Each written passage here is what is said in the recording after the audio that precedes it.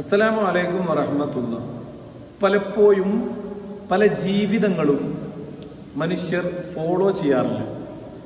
Karl മാർക്സിൻ്റെ communist manifesto follow ചെയ്യുന്ന ഒരുപാട് ആളുകളുണ്ടല്ലോ. അതേപോലെ തന്നെ ഈ ലോകത്ത് ഒരുപാട് തിയറിയുമായി കടന്നു വന്ന ആളുകളുടെ പല തിയറികളും ഫോളോ ചെയ്യുന്നതായി നമുക്ക് കാണാം.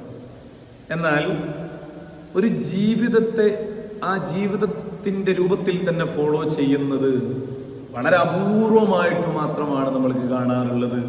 ഇതിലേറ്റവും സുന്ദരമായി ആശയങ്ങളെക്കാൾ ആ ആശയത്തിൻ്റെ ഉത്ഭവത്തിൻ്റെ പ്രവാചകരായ ഹബീബ് റസൂലുള്ളാഹി സ്വല്ലല്ലാഹു അലൈഹി വസല്ലം തങ്ങളുടെ ജീവിതത്തെ അതേപടി ജീവിതത്തിലേക്ക് ഫോളോ ചെയ്യുകയാണ് ഉമ്മത്ത് മുഹമ്മദ് സ്വല്ലല്ലാഹു അലൈഹി വസല്ലം.